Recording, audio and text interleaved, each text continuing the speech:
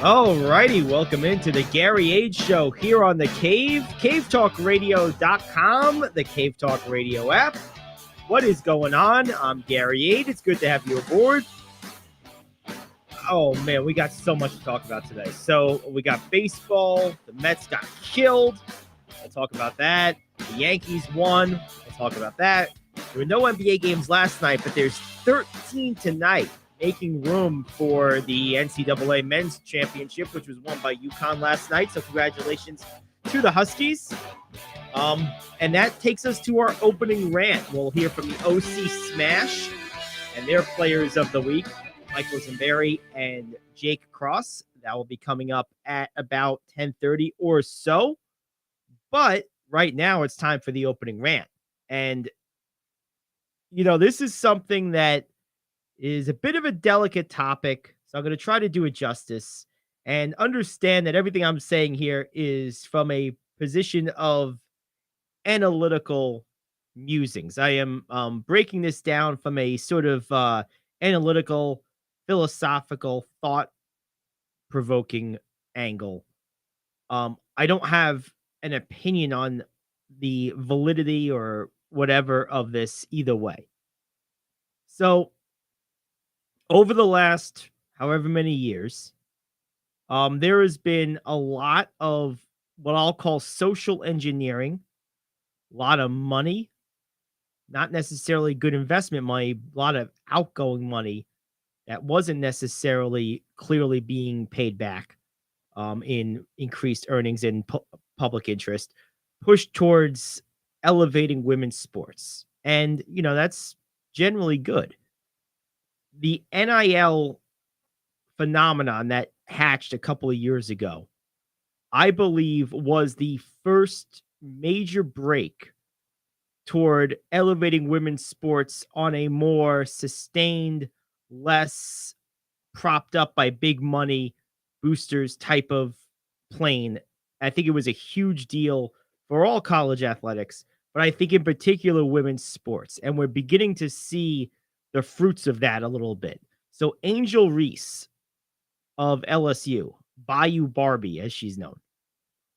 And this social engineering I mentioned, the NIL, and coupled with the erosion, in my opinion, of the value, the unique product value of men's college basketball, is right now combining to offer women's sports a major, rare opportunity to truly be viewed as superior to their male counterparts right now.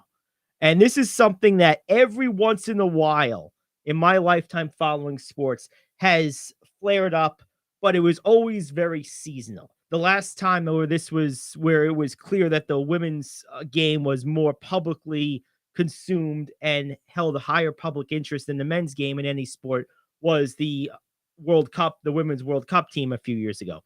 I mean, everyone remembers that team. Who remembers the men's team?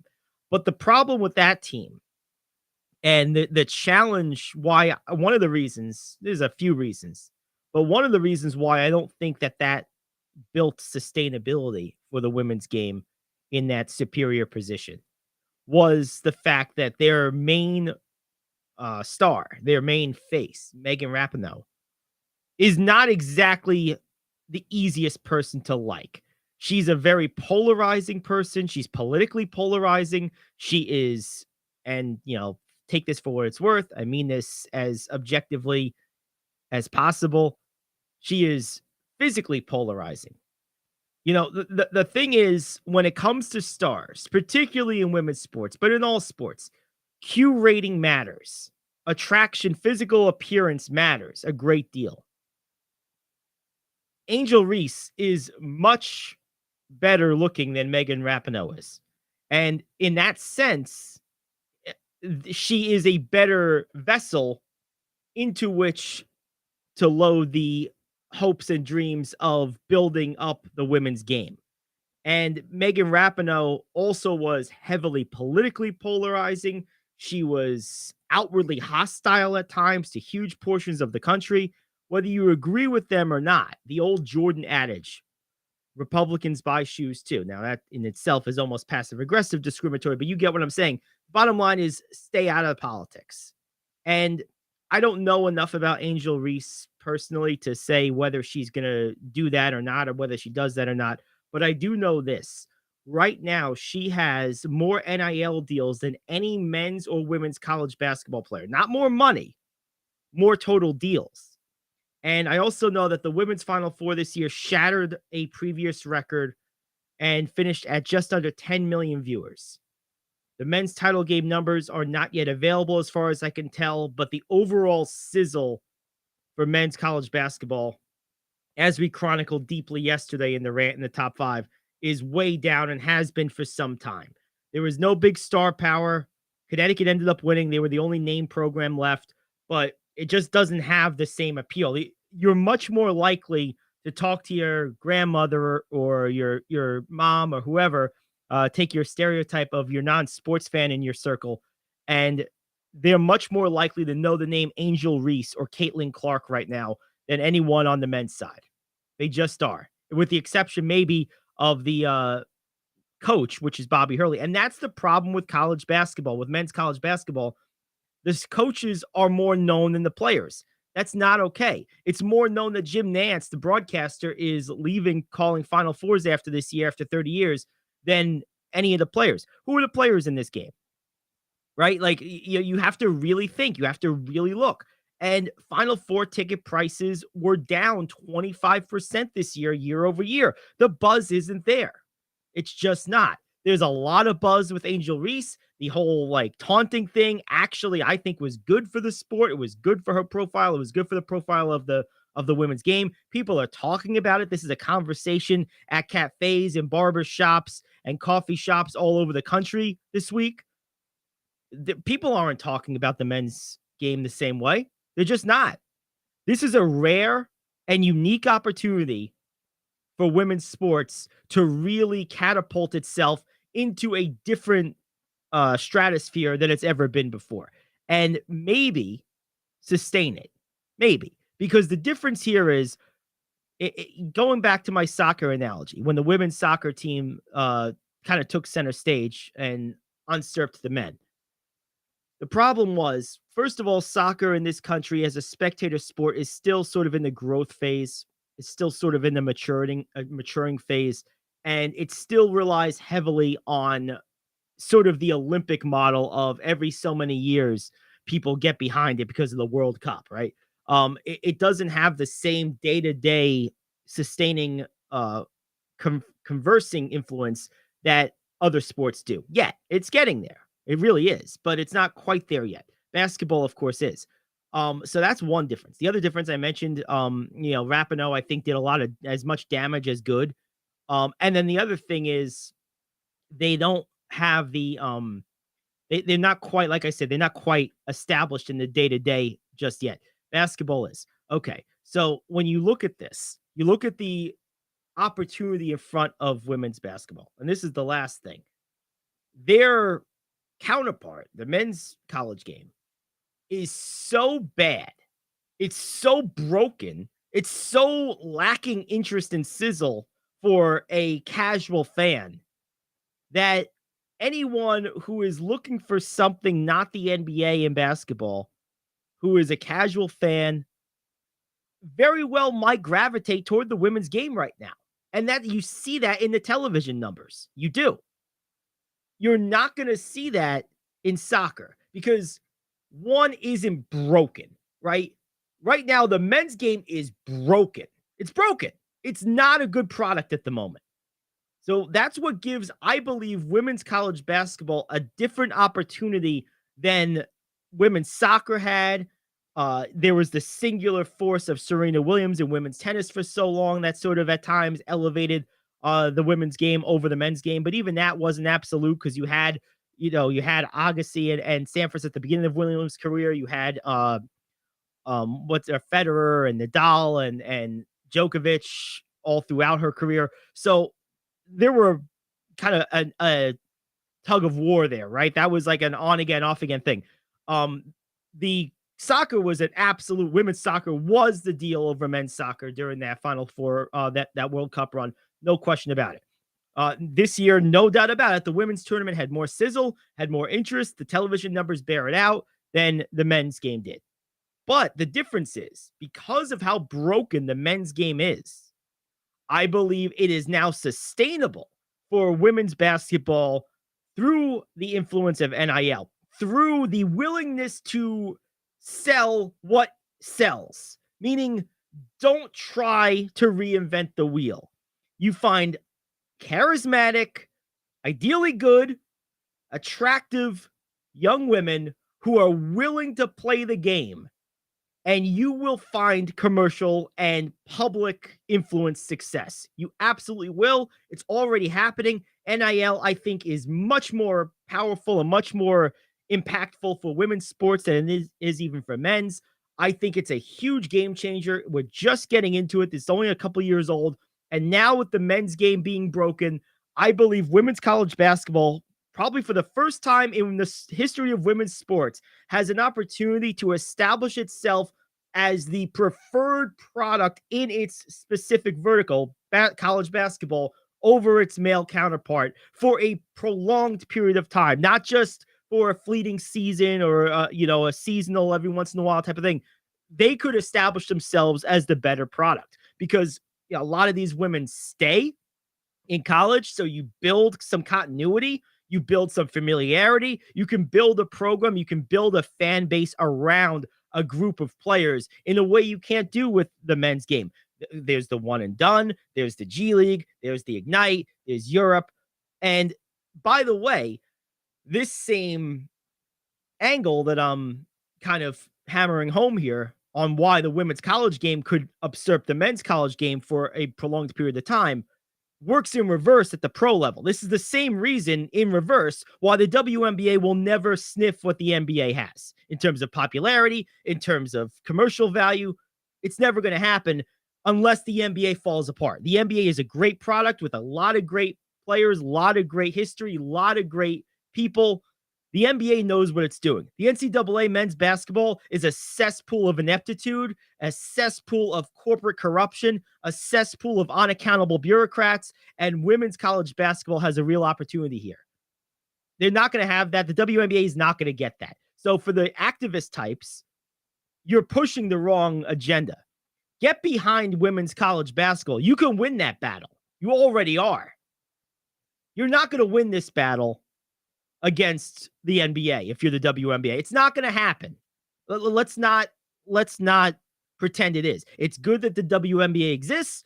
Women absolutely deserve the platform and the place to apply their talents and make a living at it as much as the market will sustain it. But let's understand that the NBA is always going to be in a vastly dominant position unless something unforeseeable and radical happens. It's not the same at the college level because the money is so good in the NBA, right? That anyone who's anywhere close to that level, what do I want with college basketball? I don't want to get hurt. I don't want to make other people money. I want to make my own money. Now with the NIL, I actually think it's going to have a elongating effect on the stay of major college women's basketball stars because you make a lot of money and you don't make as much money in the WNBA, so you may as well stay in college. It doesn't have the same pull. So I think all of this bodes well in the favor of women's college basketball. I really do. Time will tell, but I'm pretty bullish on their prospects if they play their cards right. They're at that inflection point right now where if they don't play their cards right, if they try to be overly high-minded in how they portray their athletes, if they try to portray them as, quote, more than a basketball player or some kind of higher, pretentious, sort of obvious political pandering messaging, you're going to lose it. Because you have to understand something. Usually political pandering, when it's done on television in sports, it's usually from one side of the aisle. I'll let you decide that. But the bottom line is it's usually pretty one-sided, the messaging. And that, by definition, means the other side is going to tune out. You have to play this down the middle. You have to play it to the common denominator. You have to play it neutral. If you do that, you have a real chance to win here. You really do. All right, let's take a quick break. We'll come back. We got the question of the day next. It's the Gary Ayd Show here on The Cave. Are you like me? You have health insurance, but you don't have dental insurance. Do you need to get to the dentist right away? Maybe you need an implant or some other major service. Well, I found a dental insurance plan that's just right for you.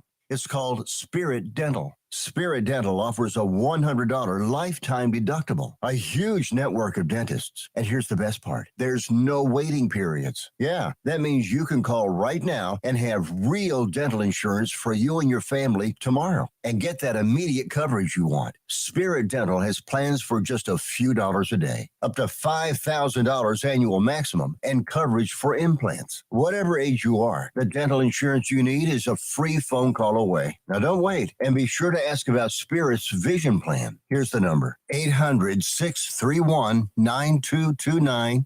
800-631-9229. That's 800-631-9229. Hey friend, life happens and you need money. What do? You call the special toll-free number we're about to give you. We will send you a link to your phone with details on how you can loan up to $5,000. Couldn't you use $5,000 to pay for your rent, pay grocery bills, get your car repaired, or whatever you need? It's up to you. We don't care. We're just here to lend you the money. And we'll lend people money with good, bad, or no credit at all. Of course, some terms and conditions apply, and you'll see those on the link we're going to send you.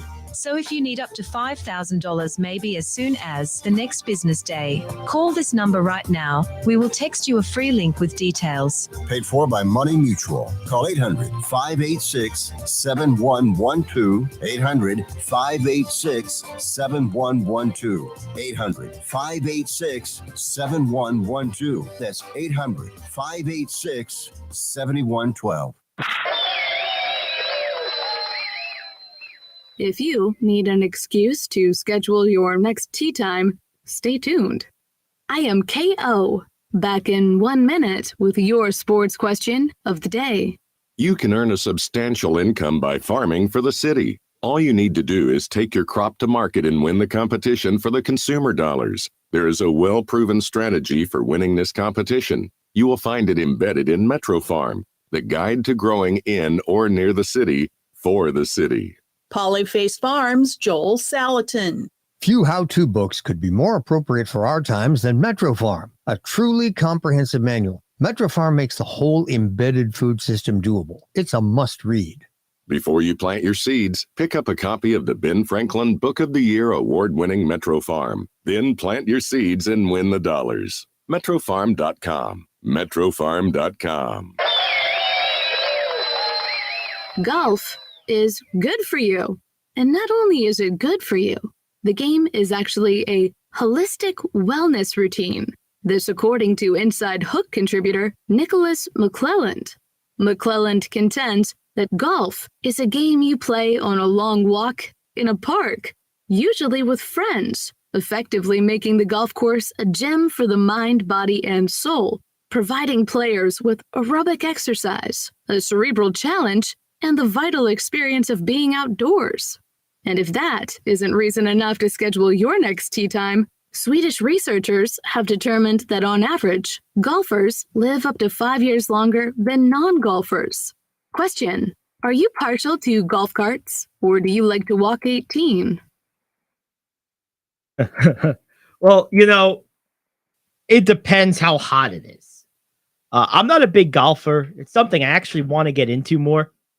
I'd love to convince my wife to play more golf, to get into golf with me. Because it's also, I agree with the overall analysis and sentiment there.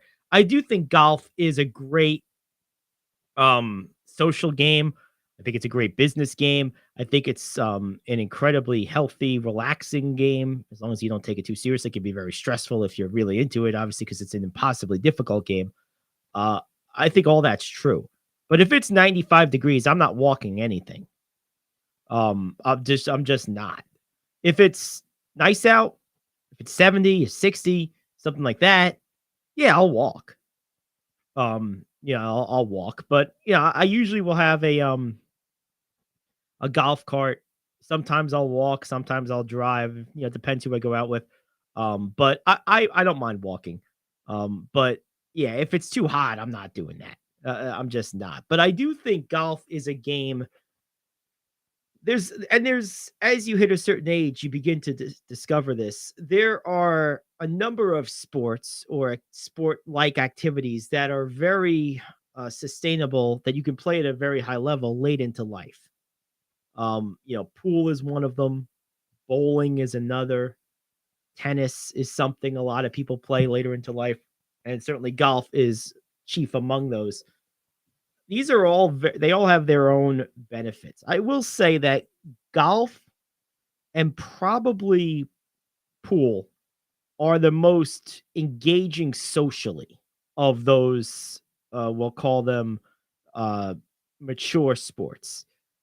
I think that there's a level of intimacy with both of those, depending on the size of your golfing group, that you don't have in many other sports. If you're bowling, one of you's up bowling, the other is by the bench. Most of the time, you kind of pass back and forth, you chat for a second, but you almost have to interrupt the natural flow of the game in order to have prolonged conversation.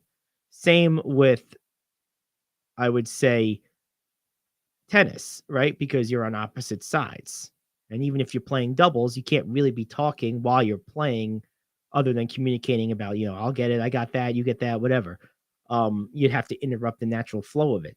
Pool and golf, you can pretty much converse normally at most times of the game. There's not that much natural interruption if you engage in a conversation to the flow of the actual activity.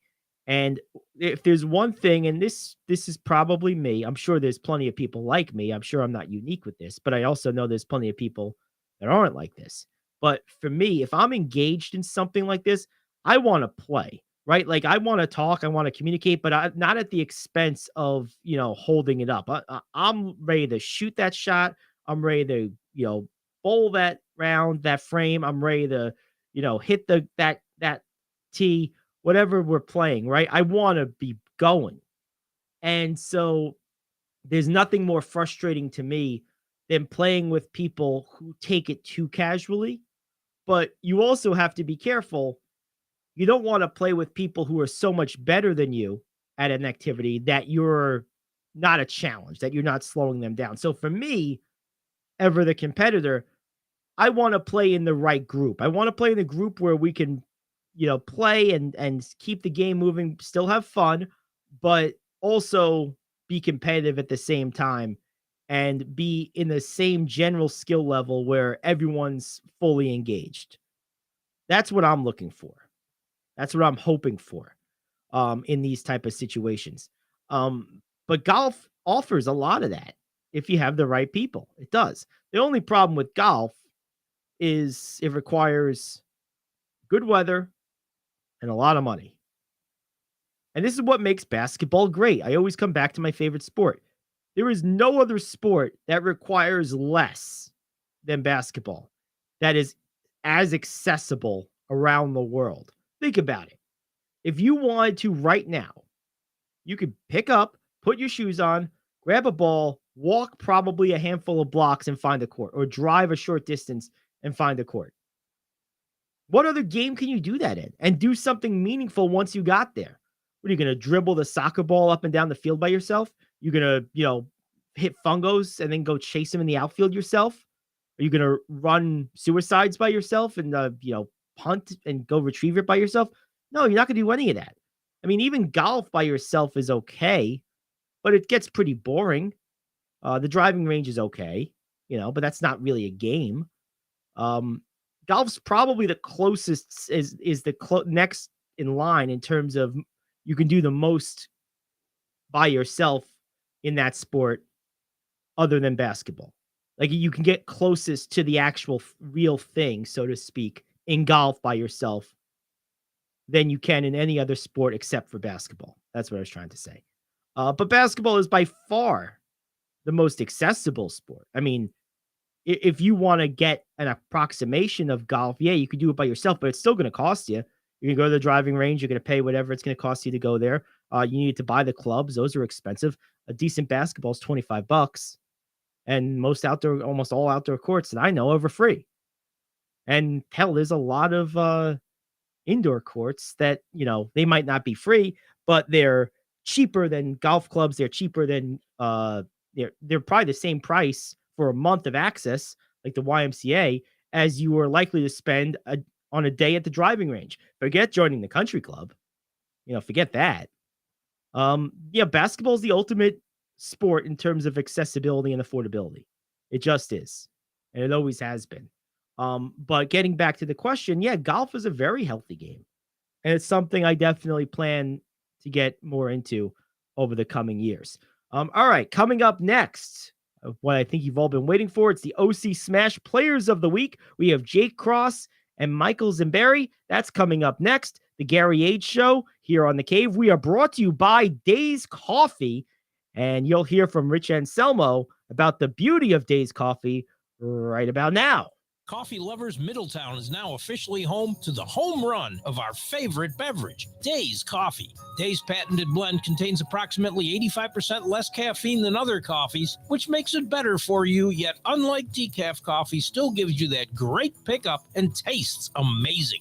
Formulated by a retired cancer pathologist, Dr. Grant Lee, Days Coffee is fermented with a patented enzyme that until now required a complex and thus expensive sourcing and production process. With Dr. Lee's formulation, this enzyme's great health benefits can now be brought to your cup quicker, easier, and cheaper than ever before. Here's how you get a hold of this game-changing cup of joe. Go over to radioonlydeals.com and get a $4 gift certificate to Days Coffee for just $2. That's radioonlydeals.com to buy your single-use digital gift certificate for Days Coffee. Radioonlydeals.com. That's radioonlydeals.com. Enjoy the preferred coffee of the Gary Ayd Show. Enjoy Days Coffee. All righty, welcome back to the Gary Ayd Show here on The Cave. It's time to spotlight our OC Smash Players of the Week. We start today with Jake Cross of the 13U team joining us, did some pitching, did some hitting. What's up, Jake? How are you? Good, man. Welcome aboard. Congratulations on being one of the Players of the Week. I know this is quite a long trip. In fact, as we're speaking here, you're still on your way back. I want to start there, all the way down in Virginia. How much, if at all, do you think the travel affected play? It was a long drive here. The weather's nice. And I don't mind long drives myself, but, it could get quite boring sometimes. Understood. Did you get some Chick-fil-A while you were down south? Some of my teammates did, but I didn't. No, I got IHOP this morning. That's pretty good. IHOP's a good substitution. Yeah, I love pancakes. Well, heck, who doesn't like pancakes? So tell me about the weekend. From what I understand, these teams that you were playing down there, this was the real deal. Quite heavy competition is what I hear. Yeah, they were good teams. Good pitching. The fields are nice, but let's go back to the teams. Good teams, good hitting all around. If we played our best baseball, we were up right where we were up with them, and no team was really that much better than us. It's just this tournament, I feel like we could have played a little better. But overall, it was a great tournament. I think there's about 8 teams there. And it was our first tournament of the season. That's awesome. Have you been to this field or this part of Virginia before on previous tournaments? No, it's my first time. I think the farthest I've ever gone is down by Aberdeen, but I've never been out at this deep in Virginia. That's pretty cool. What were the dimensions of the field? Was it pretty much evenly across the board, or was there a short porch on one side or the other? Yeah. So the first day we played on a field, I think it was about 330 to left field, and I think the same to right. And then the field got rained on, so we had to go to another one the second day. And left field was about 330, but right field was kind of a short porch. It was about 298. Okay. Did that play into any of the games? Was there anyone who was maybe shooting for that shorter field on the left side?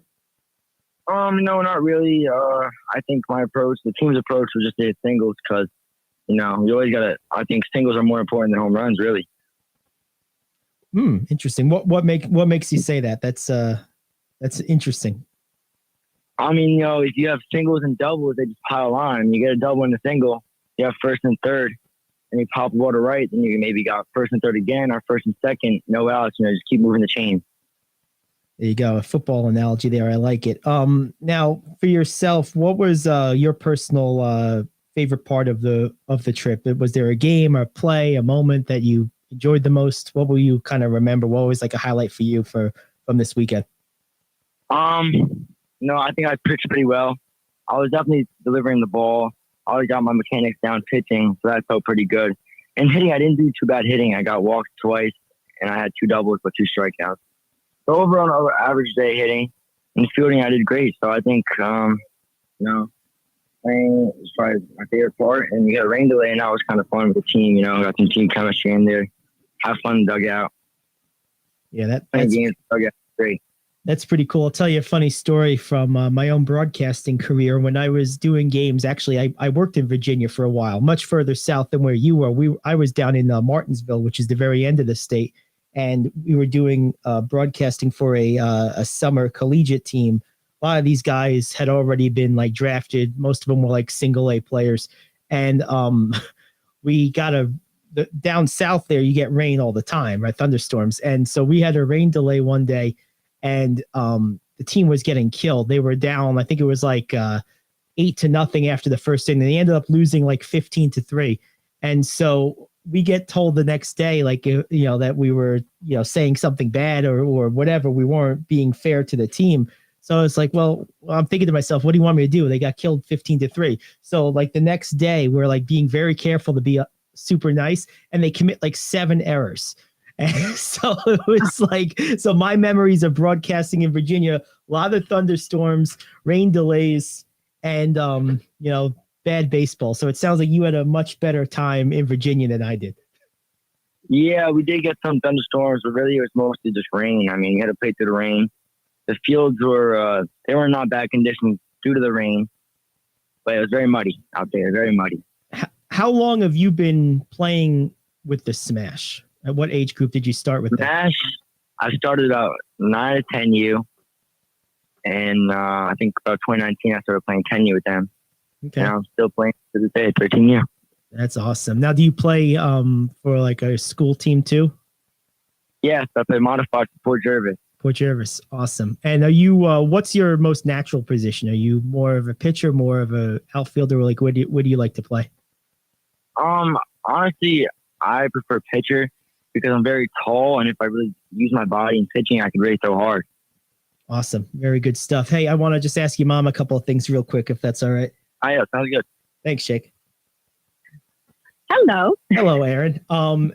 I just have a question for you. First of all, Jake did very well there. What's been the biggest influence of the Bombers on him as he's starting to mature and develop? What have you noticed in terms of its impact on him as a parent? With Smash, I have seen him mature and just keeping the mental part of the game, seeing him mature and of course grow physically, but his confidence has grown incredibly. And that's been one of the most fun things to see. It's we've had great experiences since 9U. Coaches have been so integral in that growth. And we're seeing that growth like all across the board, like in school and education too. So it's just been wonderful to have that positive influence, that family influence, not only in baseball, but it transcends throughout baseball. Everyday life. Yeah. Well, you guys are maybe uniquely qualified to answer this question because obviously most of the audience doesn't know this, I'm sure, but your husband has been president of the Little League Association for quite a while. And so I'm just curious, what specifically about the Smash approach has accentuated some of those confidence building and development building attributes you were just talking about? What specifically maybe makes the Smash a little unique versus other baseball that maybe Jake and others have played? Well, it's so much about learning and taking what you're learning and putting it on the field in any situation. It's learning how to handle maybe less than ideal situations in baseball. because that's going to happen, and being able to learn from that in a positive way and move on. And that's really important everywhere, I think. And, you see when they're little, they get very upset when they make a mistake. They wear it, and, they get disappointed sometimes. But as they grow, and because they have the support from the team and the coaches, all right, maybe it wasn't a great play, or maybe it wasn't even my day today, but I'm going to learn something from it and move on and be better for it. So that's been really important. And sometimes that lesson, I guess, is just accepting, hey, it just didn't go my way today. I don't really necessarily did anything right or wrong. Sometimes things just don't go your way. That's right. The great lesson of baseball. It's I forget who said this, but the paraphrasing quote was, it's a sport of failure mixed with occasional success. Because absolutely. of the numbers. Absolutely. Yeah. As a hitter. And in life, you're going to have situations like that too. And that's why I really think they say baseball teaches you life also, on and off the field. And then I think when you can really understand that and use that to your advantage, you become a leader. And then maybe if you're lucky, you get to pass that knowledge on to somebody else. So that's been one of the most amazing things. And, good day or bad, the coaches still believe in you. Yep. Tomorrow's another day. It's, there's another game, and, you have a chance to do it all again. So that's been really important. Last thing for you, Erin. You and your family have been through a lot of travel baseball at this point. What would you say to a parent who maybe is considering putting a kid in travel ball for the first time, let's say as a 9U or something with the Smash? What advice would you give them in terms of what to expect, both in terms of the sacrifice and commitment it takes, and also what they can reasonably expect their kid to get out of it? Oh, well, it's definitely a commitment. It's not something that, hey, I'll do it one day and the next day I won't. So you definitely have to know you are getting into a program where you're going to commit, and the team is relying on you and your child. One of the most amazing things that have come out of travel baseball is it's a family. You really start to feel as a family. When we go away to tournaments, we do a lot of events all together, or we'll have a dinner all together. Or sometimes we've gone, if we've had some downtime after a game, we'll all go together and have some fun. That's non-baseball, but it is a commitment, and it is a financial commitment, but what you get out of it and the growth and the confidence and just the learning is, it's great. And, doing baseball other places is great too, but there's a very family oriented, feeling with this. And it's great to be able to go from 9U to 10U, 11U, 12U with the same players and the same families. And not only does your bond get stronger, but it's amazing seeing the kids grow.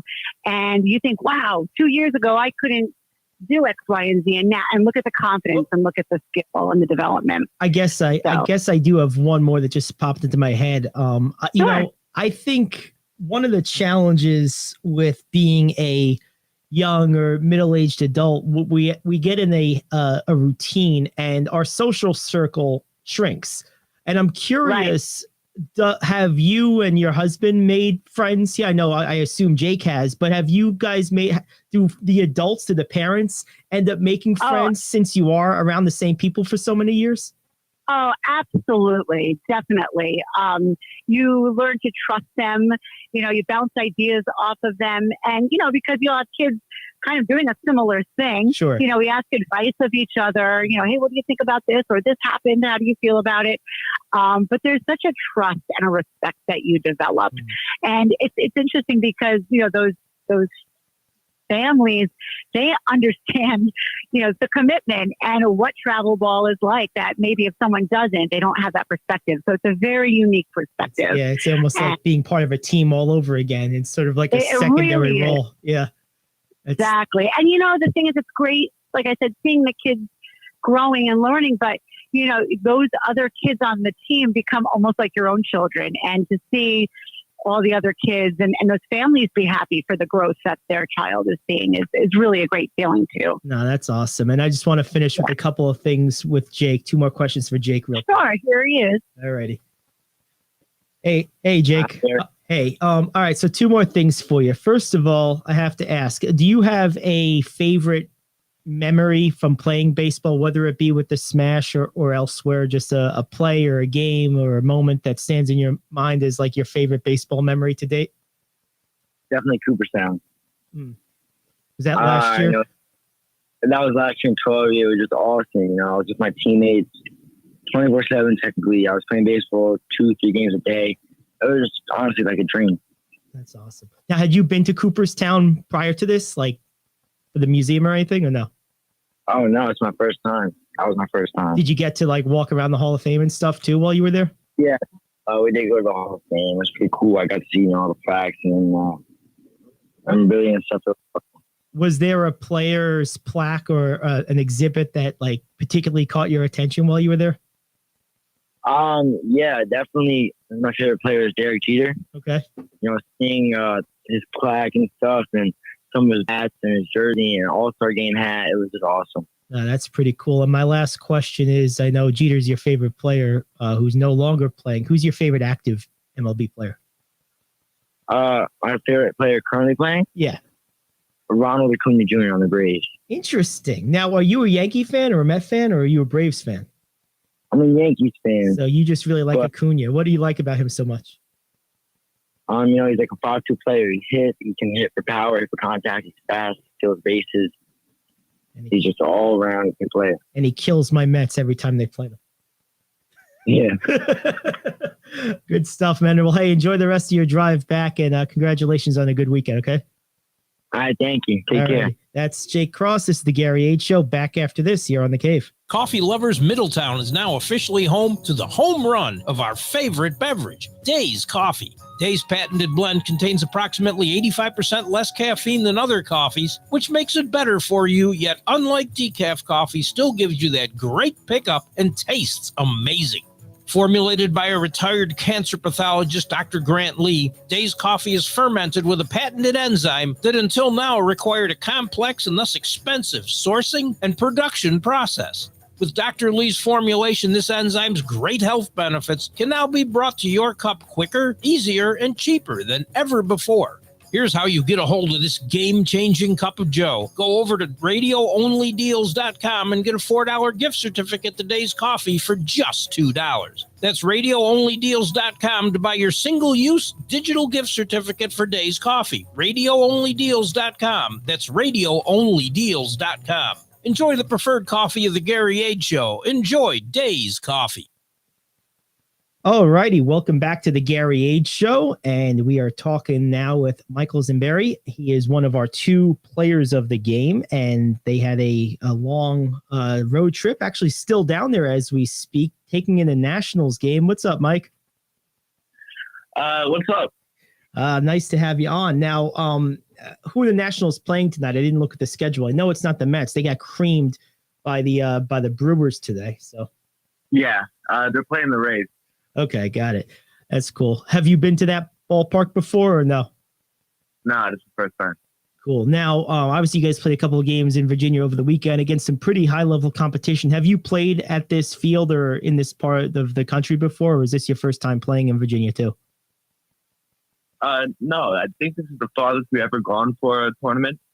Oh, wow. That's awesome. What were your impressions of the field, the teams? Like, what? Tell me about the whole weekend. Oh, the fields were great. There were like some of the best fields I've ever been on. The teams, they were also good. Not as good as the field stuff. What made the field stand out for you? Was it the grass? Was it where they were situated? Like the view? Like what made the field so nice? The fields, they're like professionally made. Like there was a huge rainstorm when we got there, and the fields took it really well. If you go to like some of the fields that we have near us, one drop of rain and you can't play for another week. So yeah, I know that's true. In fact, the baseball field that they used to play on, I went to Goshen High School, and before they built the field that's by the high school now, the varsity baseball team in Goshen used to play on the field at the middle school. And there was always, no matter what, a giant puddle behind second base. It could be the middle of a drought. didn't rain for 3 weeks, and there'd be this giant puddle behind second base. My best friend was a second baseman, and like he just learned to like, play around it, but it was always there. Like the whole season, every year.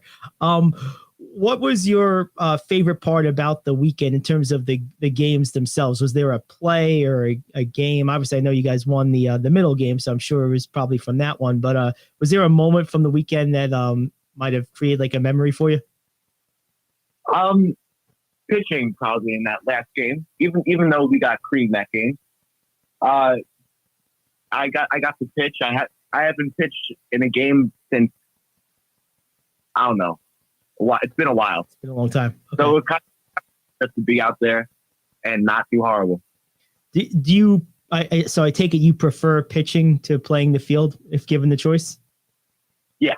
Yeah. Okay. Now, what's your go-to out pitch when you have 2 strikes on a batter? How are you trying to get him out? Slider.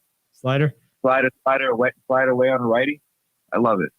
Beautiful. Yeah, that's a good pitch. Now, how long have you been playing with the Smash organization for? I want to say 6 years. Okay, so you started off real early then. Like maybe 9 years or something when you first started, something like that.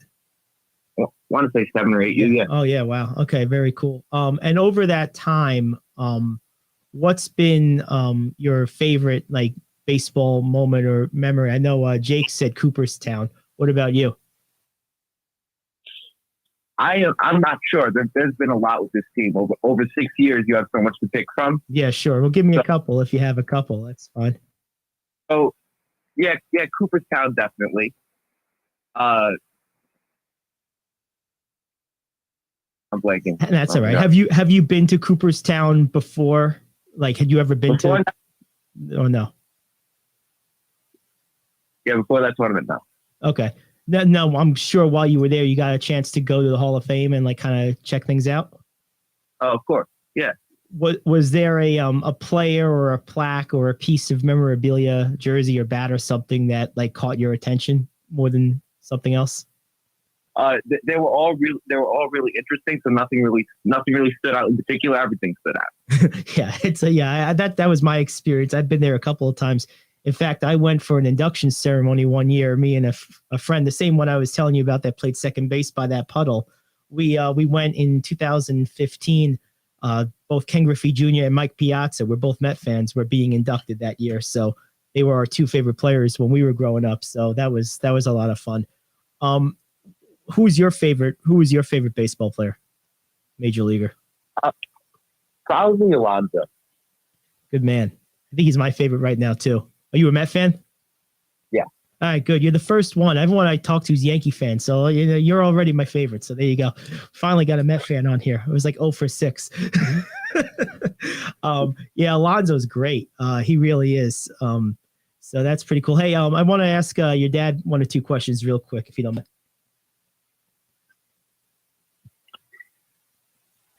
Hello. Hey, Mike. So I just want to ask you a couple things.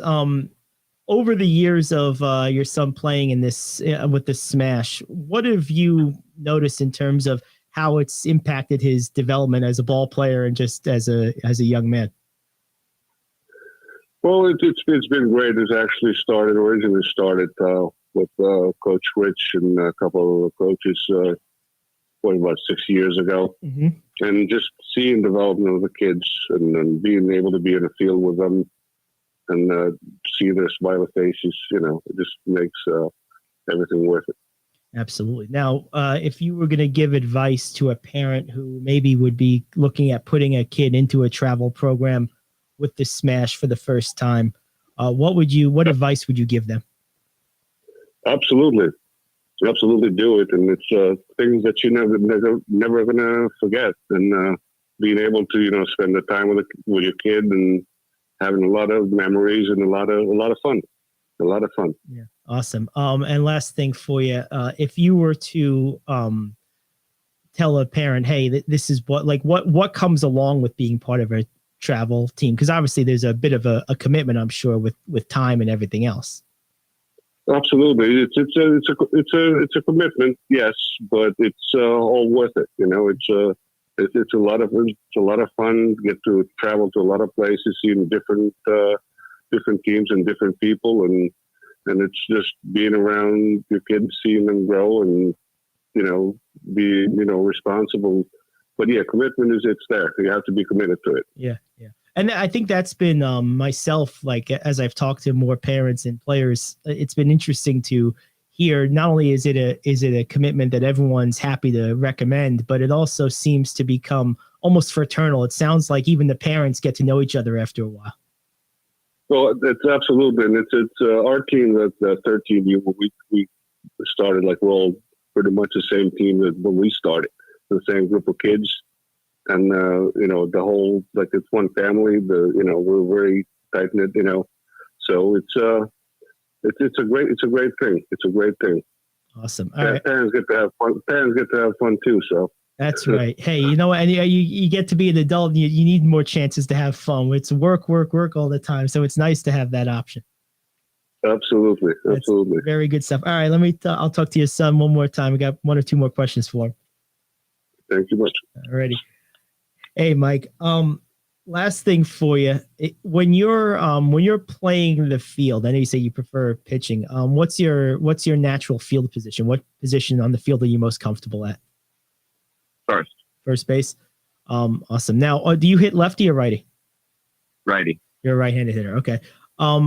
What's the key to playing a good first base? I think a lot of times people like kind of just, a lot of times in the major leagues anyway, older players, they just kind of throw them over there as if it's like an easy position, but it's really not. It's actually one of the most important positions on the field because you get the ball like probably more than anyone except the pitcher and catcher. So like, what's the key to playing a good first base for you? You just gotta like try to calm down. Obviously know what you're gonna do with the ball before it's hit, but calm down, and it's hard to describe advice. Just focus on catching the ball, I guess, right? Because it's coming at you hard and low a lot of times, I'm sure. Yeah. Do you work on picking it out of the dirt a lot? Is that something you practice a lot? Yeah.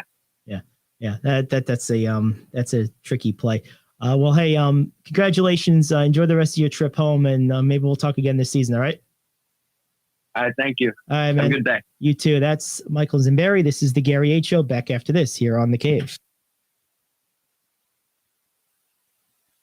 Coffee Lovers Middletown is now officially home to the home run of our favorite beverage, Days Coffee. Days patented blend contains approximately 85% less caffeine than other coffees, which makes it better for you, yet unlike decaf coffee, still gives you that great pickup and tastes amazing.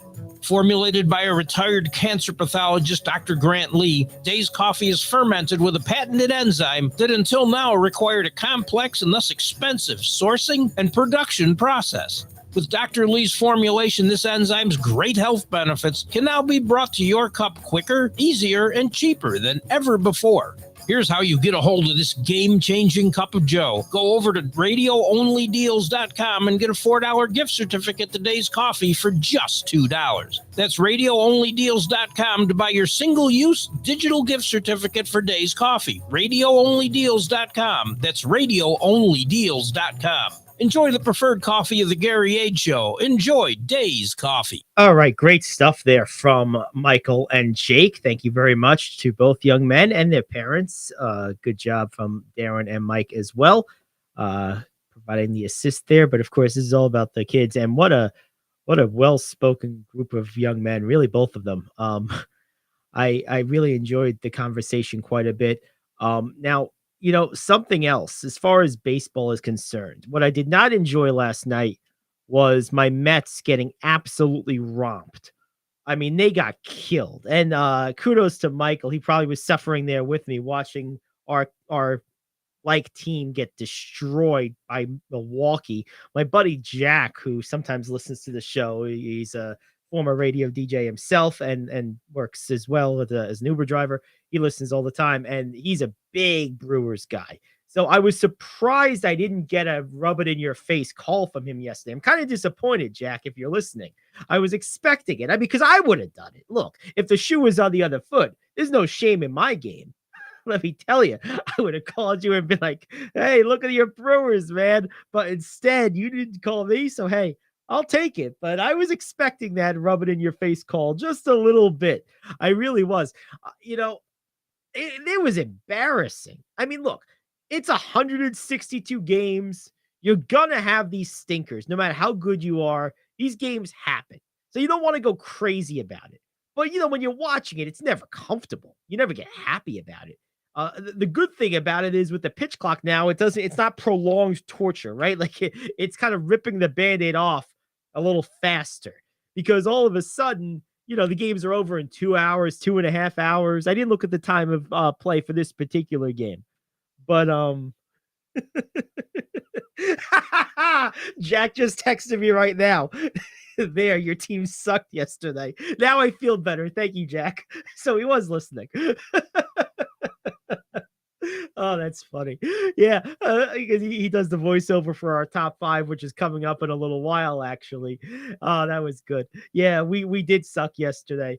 So there you have it. We'll have a little bit more baseball near the end of hour number 2. Coming up next, we have the top 5. You'll hear Jack's voice.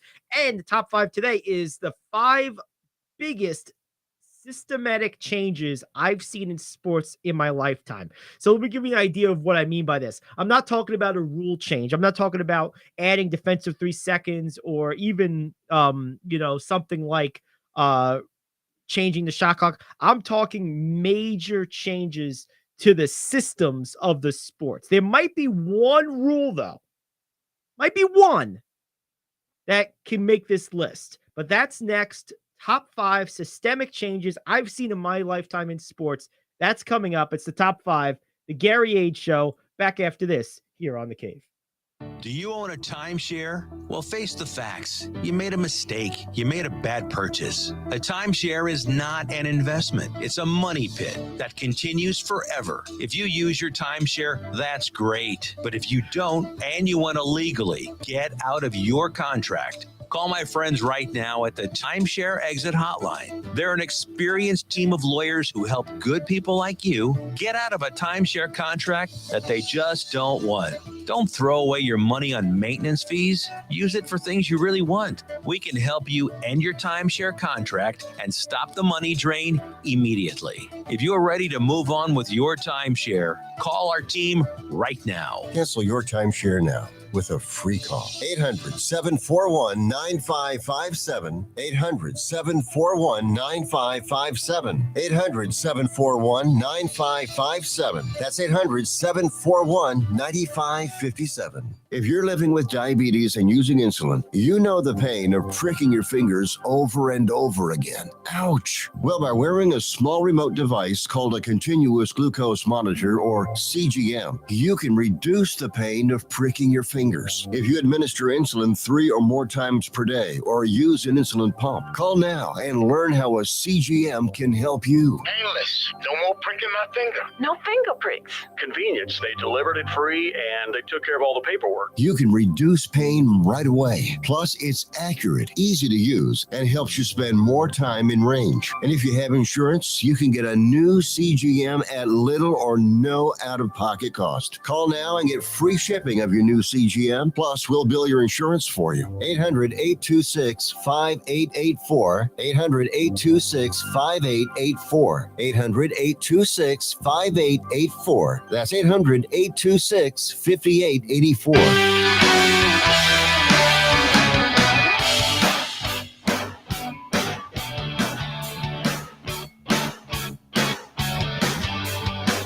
Hour 2 of the Gary Ayd Show here on The Cave, cavetalkradio.com and the Cave Talk Radio app. Great to have you aboard. Gary Ayd here with you.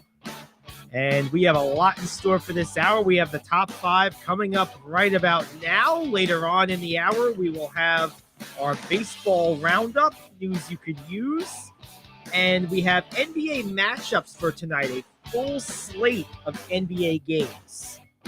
So that's going to be a lot of fun. And for those that missed it, we'll re-air the OC Smash Players of the Week in the app.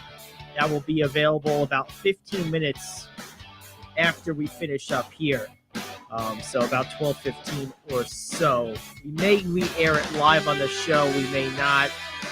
That is to be determined. If it does re-air a second time, it will be at about 11:30. All right. Right now, though, it's time for the top 5.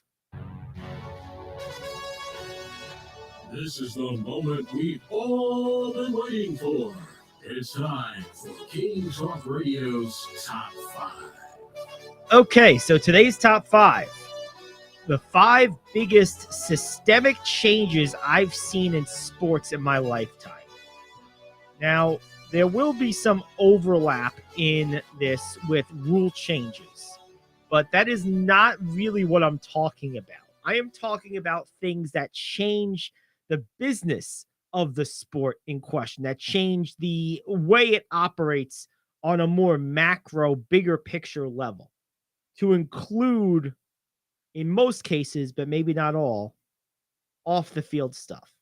So this idea was spawned by the rant I had at the start of the show, this whole idea of what the NIL has done for women's college basketball and what the landscape of the NCAA men's basketball division has done to open the door for the women's game to perhaps dominate college basketball going forward in a way that it never will professional basketball. That itself is a seismic shift. Now, I was a little too young. I am a little too young to have personal memories of the heyday of college basketball, men's college basketball, which was probably from the Kareem Bruins, the Wooden Bruins, up through, I would say, the Fab Five, more or less. Duke in there that time, mid 90s or so.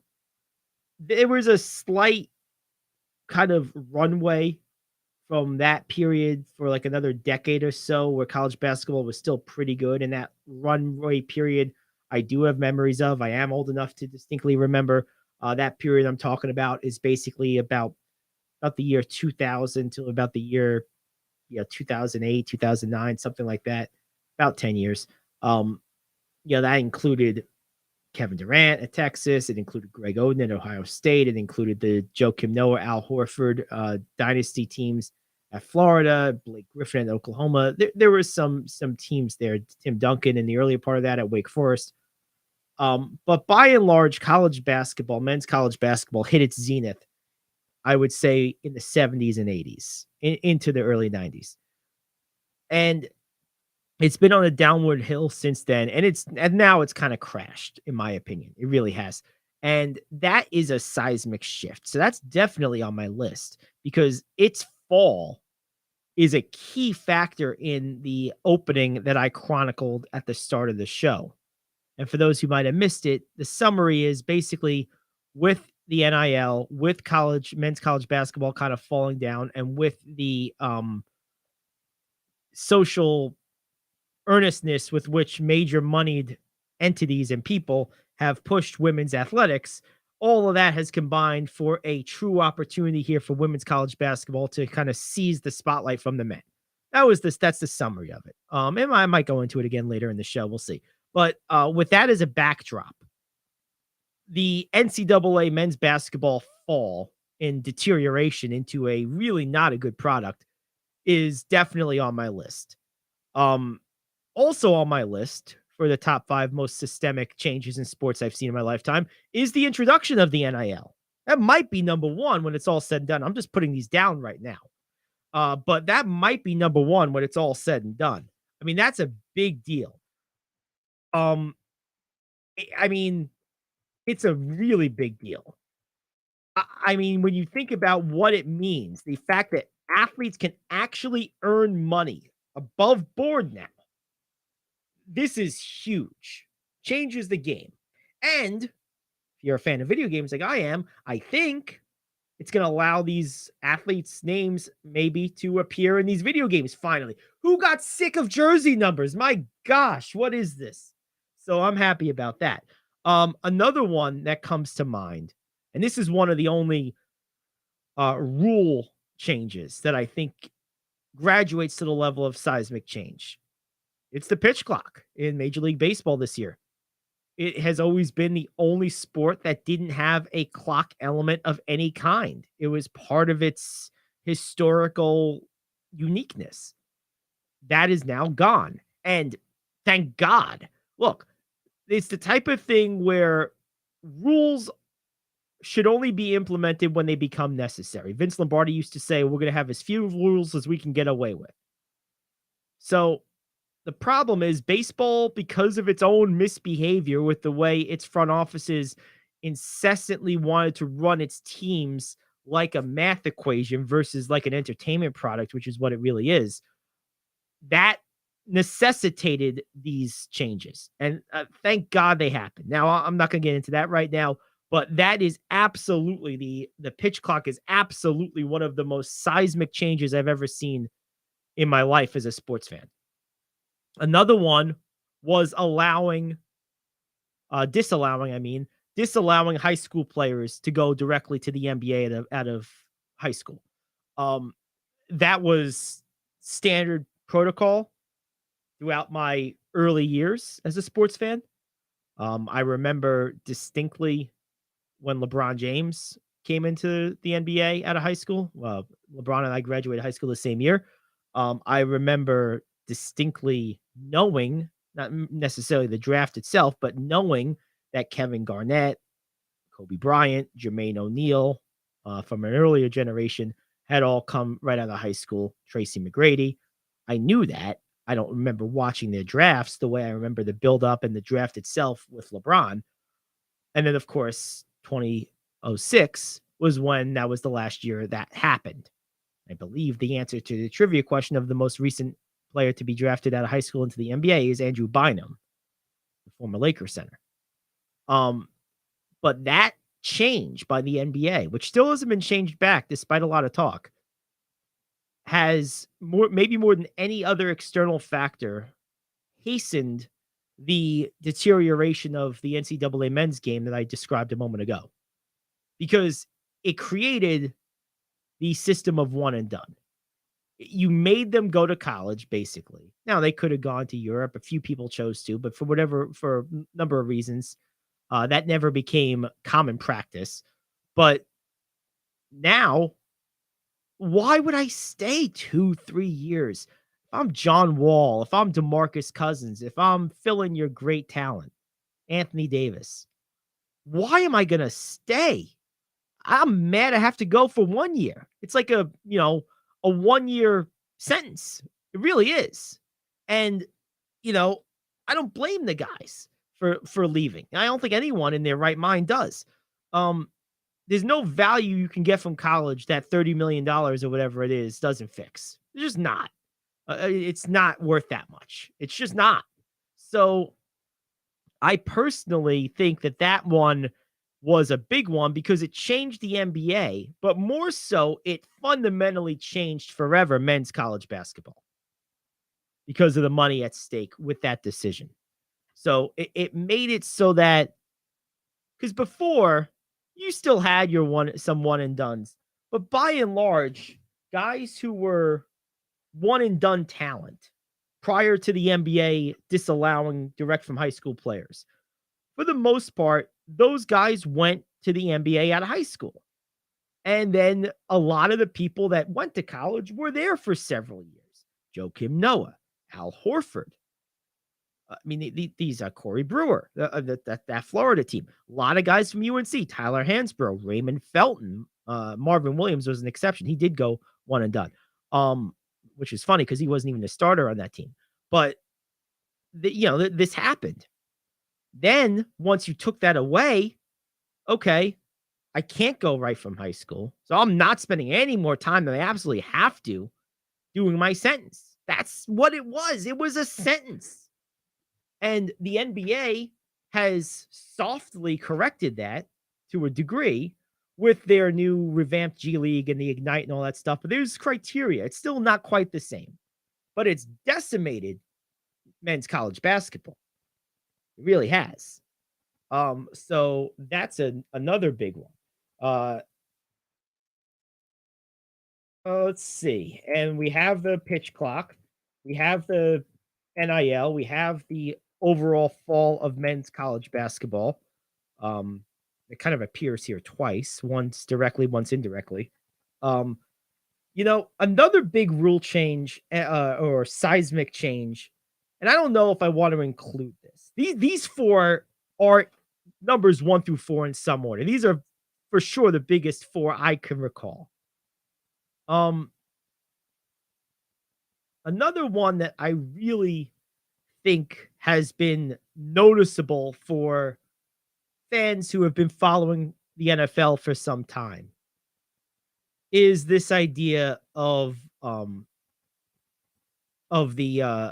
no practices, no tour days, the dissolution of a lot of practice time in the NFL. Because if you pay attention, it's drastically changed the quality of games in the first few weeks. So that's an option. But I'm going to go with another one.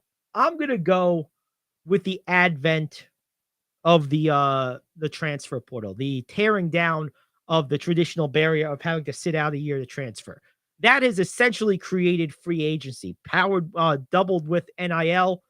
Those two have essentially created NCAA free agency, and it's radically and permanently changed the entirety of the job description for a major college coach, football or basketball. If you're a college coach 5 years ago, or even 4 years ago, what is this now in this third year, I think, third or fourth year. If you were a college basketball coach from 5 years ago, and then let's say you went and lived in the cave for 4 years, you came back to your old job, you wouldn't recognize your job. You wouldn't even necessarily be qualified for it anymore. I mean, why do you think guys like Roy Williams, Mike Krzyzewski, Jay Wright, now Jim Boeheim, well, he was more or less fired, told to resign, but the other three especially, why do you think they're retiring now? It's because they're not made for this. This isn't what they are experts at. See, the one sort of old guard that's going, maybe two, that are going to succeed in this new realm, because it was always kind of their realm to begin with, is Calipari and Pitino. And why? Because they were salesmen and recruiters first, whose main vision was, I'll win if I get my players to the next level and get them paid. And that made them sort of pariahs under the old way, but they had success.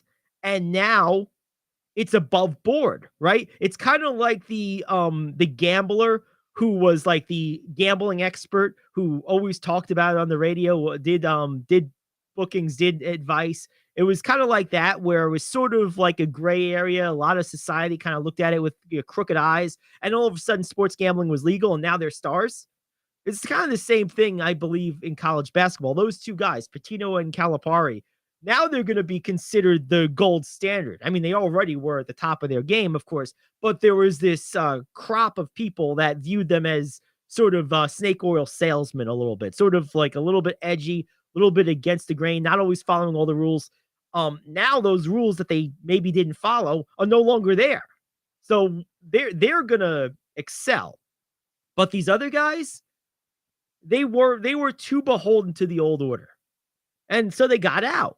And credit to them for having the self-awareness to do that in a pretty timely manner. I don't think we've seen the last of Jay Wright in basketball. I think he's a little too young. He's a lot younger than Krzyzewski and Boeheim. So I think he's going to find his way back into coaching somewhere, maybe in the NBA. That's just a side note for myself. But I'll tell you this, that transfer portal basically makes the job of a coach, getting back to my example of the 5-year hiatus, come back, you can't qualify to do your job anymore. It's that different. It's like you were a plumber for 20 years. You were one of the best plumbers around. You went away for 5 years. You came back to be a plumber. And now the job of a plumber, it still says you're a plumber, but now all of a sudden you have to have the skills of a carpenter. It's not the job you're qualified for anymore. The skill set changed that much in that short a period of time, being a college coach. It really did. And that, to me, and what it meant for the sport, from the spectator's standpoint, to keep up with it. Free agency gets crazy in the NBA and in the NFL, the MLB, but there's 30 or so teams and, a few hundred players, and realistically only so many that matter. Now, in college, college football, there's got to be a few thousand players, right? It's so vast. College basketball is fewer, obviously fewer players because it's smaller rosters, but still, there's a lot more college basketball players than there are NBA players, like a lot more. Um, it's it's a mess. It's hard to keep track of from a spectator sport, and I think it has a lot to do with why the game is becoming less attractive. You see less of this transfer stuff in the women's game than you do the men's game, because the money at the professional level, the next level is not as obvious. So it becomes, like I was saying before, it's a little easier to maintain continuity on a women's college basketball team now with the NIL because you can make about as much as you would make in the WNBA. So there's less reason to be chasing that. And that's usually one of the main drivers of the use of the transfer portal, right? Is I want to go somewhere where I'm going to play more, play better, put up better numbers so I can get to the next level and get paid. Well, if you don't have to worry about that as much because you're getting paid about what you would get paid at the next level while you're in college, then you're going to be less likely to pursue that. So women's college basketball, because of these two things, the NIL and the transfer portal, which are decimating the men's game, are benefiting the women's game because the economics of the next level are nowhere near the same as they are in the men's side. So consequently, those that NIL is lucrative and the reasons to transfer are fewer. So it is working reverse for the women. It's working to their benefit while it's decimating the men's side. Those two things in concert have absolutely revolutionized college sports, for better or worse. They've radically changed it in a very short period of time. Very short period of time. So that's going to be my fifth, is the transfer portal. So those are my top five. The fall of NCAA men's basketball, just from where it was in society to where it is now. The NIL coming in, the NBA rule change that disallowed direct from high school players, the pitch clock in baseball, and the transfer portal in the NCAA. So a lot of college here. Number one to me is going to be the NIL because it needed to happen. Something like this had to happen decades ago. It's only fair. It does create a lot of anarchy and chaos, but it's worth it. It was fair. These kids, these young men and women, they deserve to be paid for what for their likeness. There's no reason that they shouldn't get paid for their likeness when anyone else in any other vocation or walk in life in America would get paid for the same thing. So it only made sense. That's number one. Number two for me is going to be the transfer portal. I kind of look at those as like two sides of the same coin. They kind of came together. So I'm going to put that at number two. Number three is going to be the NBA rule change disallowing high school players. I think it's wrong. I think I've never been supportive of it. I hope at some point they reverse that. But that's been number three. Number four is going to be the pitch clock. And number five is the fall of NCAA men's basketball, more because it's not a direct thing. A lot of the other ones on this list were sort of the cause of its fall as much as their own shenanigans. So it's a less direct occurrence than the others. So I'm going to put it fifth for that reason. So there you go. Number one, NIL. Number two, transfer portal. Number three, no high school players to the NBA. Number four, the pitch clock. And number five, the fall of NCAA men's basketball. Those are the five biggest seismic shifts I've seen in my life as a sports fan. And there you have it. All right, let's take a break. We'll come back. It's the Gary Ayd Show here on The Cave. Coffee Lovers Middletown is now officially home to the home run of our favorite beverage, Days Coffee. Days' patented blend contains approximately 85% less caffeine than other coffees, which makes it better for you, yet unlike decaf coffee, still gives you that great pickup and tastes amazing. Formulated by a retired cancer pathologist, Dr. Grant Lee, Days Coffee is fermented with a patented enzyme that until now required a complex and thus expensive sourcing and production process. With Dr. Lee's formulation, this enzyme's great health benefits can now be brought to your cup quicker, easier, and cheaper than ever before. Here's how you get a hold of this game-changing cup of joe. Go over to radioonlydeals.com and get a $4 gift certificate to Dave's Coffee for just $2. That's radioonlydeals.com to buy your single-use digital gift certificate for Dave's Coffee. radioonlydeals.com. That's radioonlydeals.com. Enjoy the preferred coffee of the Gary Ayd Show. Enjoy Dave's Coffee.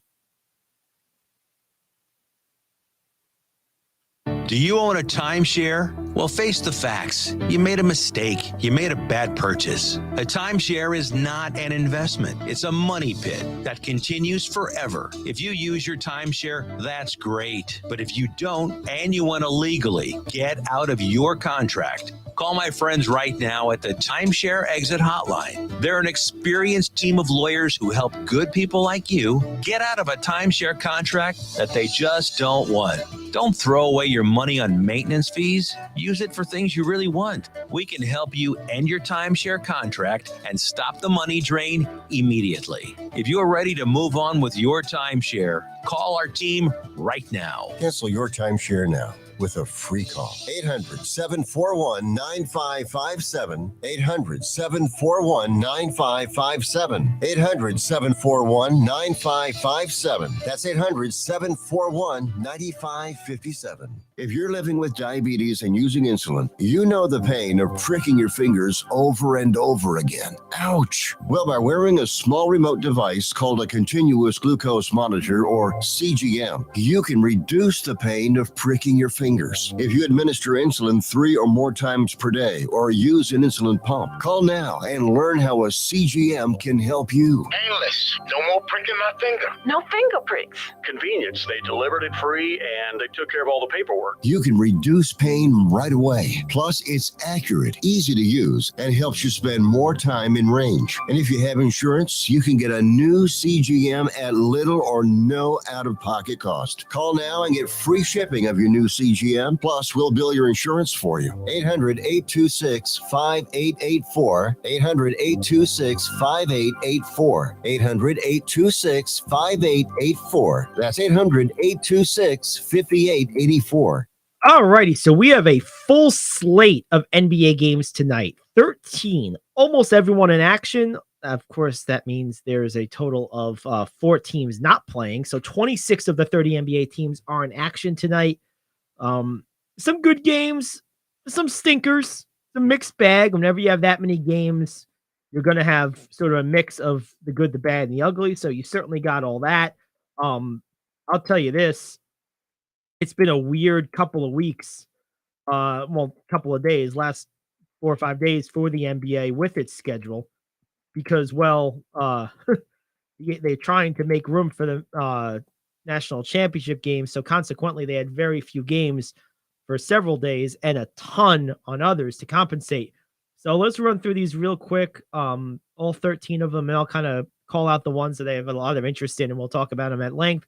Denver at Houston, Atlanta at Chicago, Cleveland at Orlando, Lakers at Jazz, Boston at Philly, Milwaukee at Washington, Minnesota at Brooklyn, Miami at Detroit, Oklahoma City at Golden State, Sacramento at New Orleans, San Antonio at Phoenix, and Portland at Memphis. Okay, so few of these games stand out to me.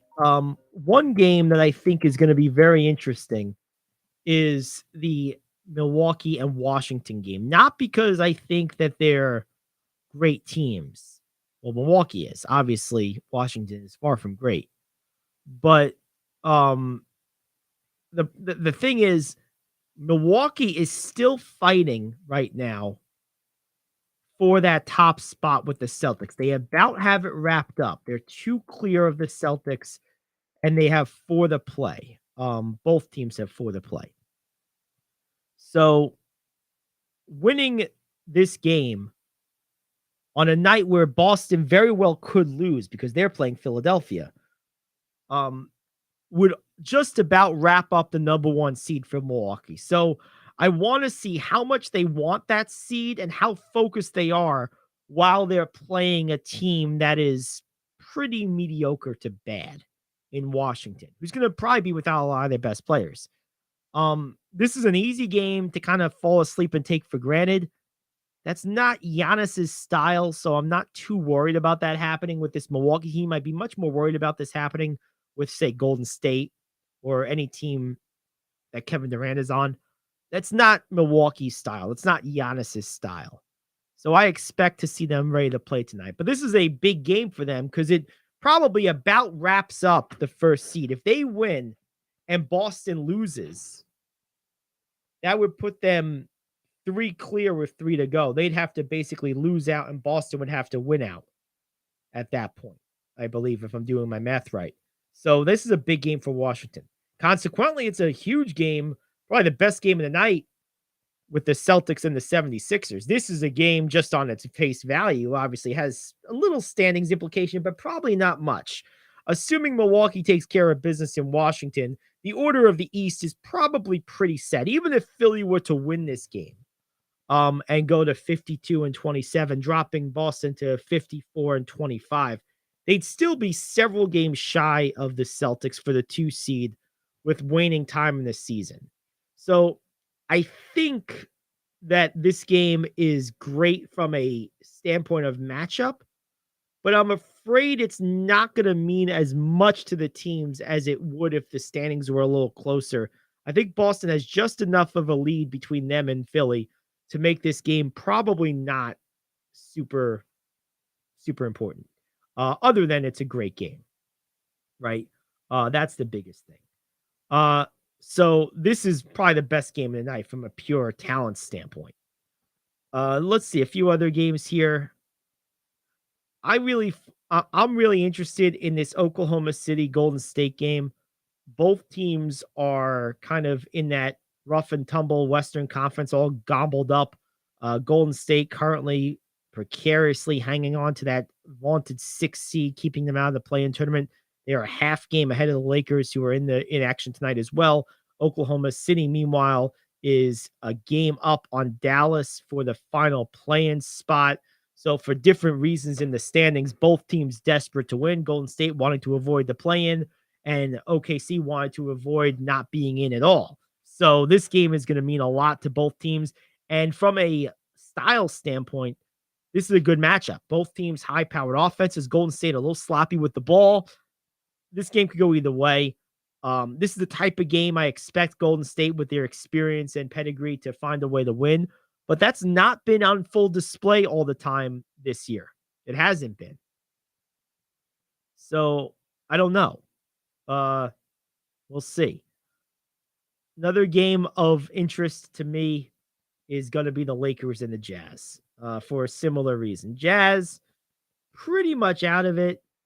They are a game and a half behind Oklahoma City, but they could, look, if they win today and Oklahoma City loses, they're right back in the pursuit of that. So Utah's going to be ready to play, but the Lakers need this game. They beat the Jazz today. They are going to be basically tied with Golden State. Well, not tied. They'd still be a half game back if Golden State won. If Golden State loses and the Lakers beat the Jazz, then the Lakers move up to the 6th seed. So this is a big game for both teams. This is probably my second favorite game of the night. Obviously, I'm a Laker fan, so that's a part of it. But this game's going to be very interesting. Atlanta and Chicago is interesting only from the standpoint that these two teams are so evenly matched. They're basically mirror images of each other, just built differently. They're both the definition of mediocre.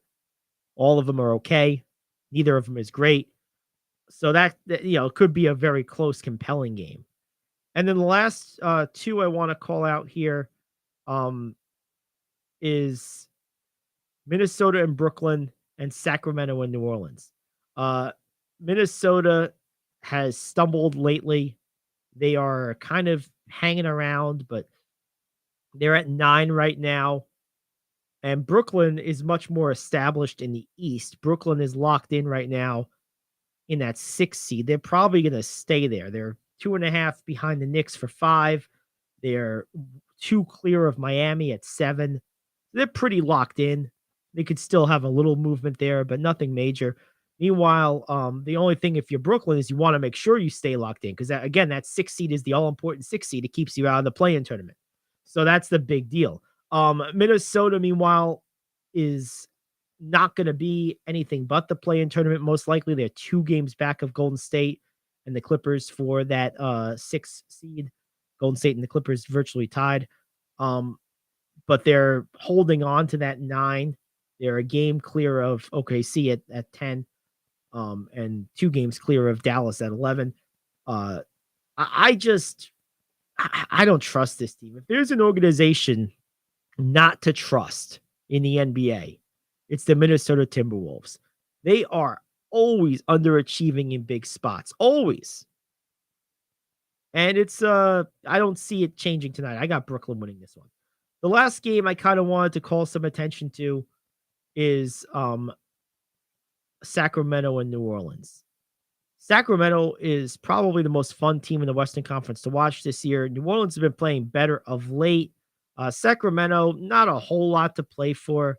They're probably locked into that 3 seed. They're 2 games behind Memphis and 5 behind Denver at 2 and 1 respectively. So they're probably locked in. They're also a full 4 games clear of Phoenix at 4. So I don't even know that they can finish below 3rd. It's theoretically possible they can move higher, but realistically, they're probably locked in at 3rd.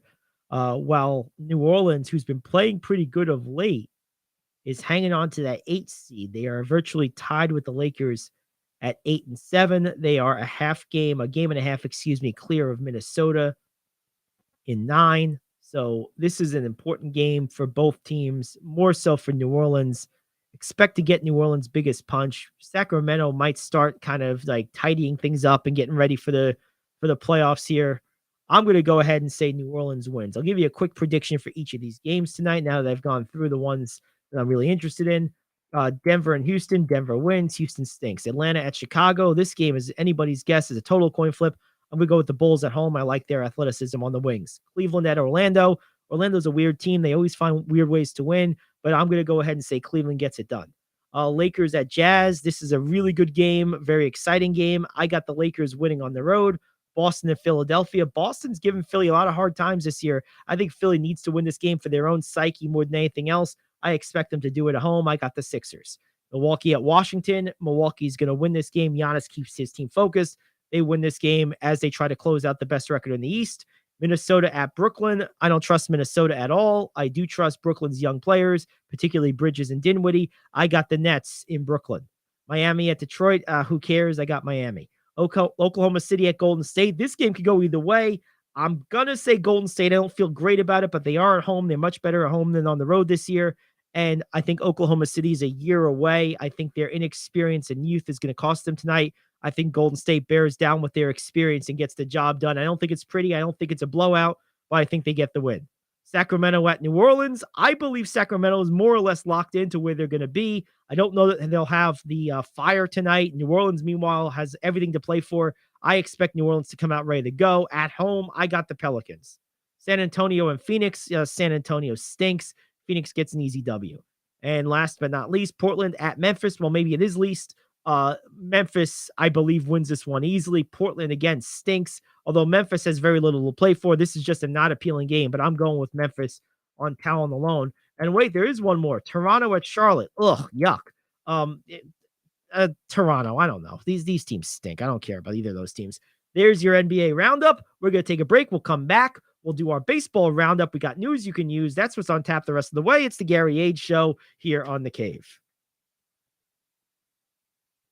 Do you own a timeshare? Well, face the facts. You made a mistake. You made a bad purchase. A timeshare is not an investment. It's a money pit that continues forever. If you use your timeshare, that's great. But if you don't, and you want to legally get out of your contract, call my friends right now at the Timeshare Exit Hotline. They're an experienced team of lawyers who help good people like you get out of a timeshare contract that they just don't want. Don't throw away your money on maintenance fees. Use it for things you really want. We can help you end your timeshare contract and stop the money drain immediately. If you're ready to move on with your timeshare, call our team right now. Cancel your timeshare now. with a free call. 800-741-9557. 800-741-9557. 800-741-9557. That's 800-741-9557. If you're living with diabetes and using insulin, you know the pain of pricking your fingers over and over again. Ouch! Well, by wearing a small remote device called a continuous glucose monitor, or CGM, you can reduce the pain of pricking your fingers. If you administer insulin 3 or more times per day or use an insulin pump, call now and learn how a CGM can help you. Painless. No more pricking my finger. No finger pricks. Convenience. They delivered it free and they took care of all the paperwork. You can reduce pain right away. Plus, it's accurate, easy to use, and helps you spend more time in range. And if you have insurance, you can get a new CGM at little or no out-of-pocket cost. Call now and get free shipping of your new CGM. Plus, we'll bill your insurance for you. 800-826-5884. 800-826-5884. 800-826-5884. That's 800-826-5884. All righty, we're back here on the Gary Ayd Show. Yankees facing the Phillies today. Phillies have yet to get their first win of the season, coming in 0-4 at Yankee Stadium. First pitch coming up this afternoon, I believe. No, it's an evening game. Sorry, 7:05 is the first pitch. Over-under on this one is 8.5. So Vegas expecting some scoring here. Yankees are about a 1.5 favorite here, give or take, minus 151 on the money line. Looking at some of the numbers here. First of all, pitching matchup, Domingo Germán for the Yankees, Matt Strahm for the Phillies. Couple of interesting takeaways. If you're the Yankees, you're 3-1, played pretty well. You're off to a good start. Judge is off to a good start. The one thing you're worried about, though, you do not hit Strahm very well. There's a number of guys in your lineup that have never faced him, including Giancarlo Stanton. And then, of course, Volpe being a rookie. But the guys who have faced him have not had success. Look at these names. DJ LeMahieu, 6 at-bats, only 1 hit, 167 lifetime against Strahm. Aaron Judge only faced him 1 at-bat, so that's just, and he didn't get a hit, so he's 0 for 1. Anthony Rizzo, same thing, 1 at-bat, no hit, did get an RBI. Aaron Hicks has the most experience, along with Gleyber Torres against the hurler, against the left-hander. And Hicks is 0 for 7, and Torres 0 for 6. So Torres, LeMahieu, and Hicks combined for, 19 plate appearances against Strahm and a total of 2 hits. Those 3 are the ones who have significant experience against Strahm, and they are combined 2 for 19. That's not good, obviously. So that's a concern. Meanwhile, on the other side of things, Phillies have a lot more success against Germán. Trey Turner, for example, has faced him 3 times, got 2 hits. Kyle Schwarber, the power hitting left fielder, 3 at-bats, 1 hit, including a 2-run home run. JT Realmuto, 5 at-bats, 2 hits. So there you go. 200 average, 400 average. And Alec Baum and Jake Cave all have had some success. Not a ton of experience against Germán, but enough to make you think, if you're the Yankees, the numbers are not stacking up in terms of the pitcher versus batter breakdown today. Now, Germán is a guy that I've looked at times this year for my fantasy team. I had him on my roster for a little while. I've since gotten rid of him. He's one of those guys you can kind of pick up and drop down. We'll see how he plays. He is a decent pitcher. Strahm is probably a slightly lesser pitcher than Germán face-to-face, but when you look at these lineups, it's clear that I'm feeling the Phillies today. Honestly, when I break that down, Yankees are favored, but I'll tell you what, given those metric breakdowns, that's a good bet for tonight. If you want to bet something, I'd stay away from the over-under. I don't like over-unders in baseball in general, but if I'm looking at these numbers here, Philly looks like they have a good shot tonight. So I'm going to go put some money on the Phillies to get plus money. They're plus 129 on the straight money line bet. I would look at that and then maybe look at, if you want to look kind of a prop bet, maybe look at JT Realmuto, maybe look at Trey Turner. or Kyle Schwarber, one of those three guys, based on their hitting history against Herman. All right, let's see. What about my Mets? What are we looking at with the Mets? They're playing their second game with the Brewers. That's a 7:40 first pitch. Over under is 8. Mets are slight favorites. Brewers at plus 137. Brewers 3-1. Mets 3-2. Pitching matchup in this one is Wade Miley versus Max Scherzer. Obvious advantage on paper for the Mets. Let's take a look at the numbers. Christian Yelich hits Scherzer pretty good. A lot of experience against him. 34 at bats against the hurler, and Yelich in those 34 at bats has 10 hits, 3 home runs, and 5 RBIs. Good for almost a 300 batting average, and that's pretty good. And his average with runners on base is 389. Wilson Contreras in limited experience, 4 at bats, has 2 hits against Scherzer. That's kind of it. Everyone else kind of falls off the cliff here. Jesse Winkler, the DH, 1 hit at 9 at bats. Willie Adonis, 0 for 7 against Scherzer lifetime. Rowdy Tellez, 1 for 7 lifetime. Brian Anderson, 4 for 21 lifetime against Scherzer, really struggles. On the flip side for the Mets, Starling Marte hits Miley pretty well. 9 of 22 lifetime, 409 average. Not a lot of power numbers, just 1 RBI, but does get the ball on bat on the ball. Francisco Lindor, almost 400 against Miley, 5 for 13 lifetime. Mark Canha, who is one of my favorite Mets, okay, about 250, not great. Tommy Pham, 3 for 11. So there's a lot of guys. The biggest thing here is Mets have 1, 2, 3, 4 guys with double-digit plate appearances against Miley. Meanwhile, the Brewers have 1, 2 guys with double-digit plate appearances against Scherzer. Winkler has 9. Mets have 2 guys with 6 plate appearances. So looking at these numbers, everything points to a Mets win here. Scherzer is obviously a vastly superior pitcher to Miley, and the Mets lineup hits Miley better than the Brewer lineup hit Scherzer, which probably isn't surprising given the difference in the quality of the pitchers. You would think coming off getting your face beat in like they did last night, the Mets 10-0, you would think they come in with some motivation. So I'm going to go ahead and say the Mets come back and get a W here. Other games in Major League Baseball tonight, just running down the schedule real quick. You have Arizona at San Diego, Zach Gallen and Yu Darvish. That one opening pitch is 4:10.